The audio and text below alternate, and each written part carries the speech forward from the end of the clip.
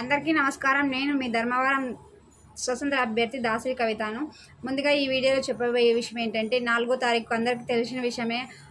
రెండు తెలుగు రాష్ట్రాల్లో ఆంధ్రాలో అయితే ఎమ్మెల్యే ఎంపీవి, తెలంగాణలో అయితే ఎంపీ ఎమ్మెల్సీ ఎలక్షన్స్ కౌంటింగ్ తెలుస్తున్నాయి కదా, రిజల్ట్ వచ్చేస్తున్నాయి. కాబట్టి 4వ తారీఖు తెలుగు రాష్ట్రాల వ్యాప్తంగా కర్ఫ్యూ 144 సెక్షన్ విధించడం జరిగింది.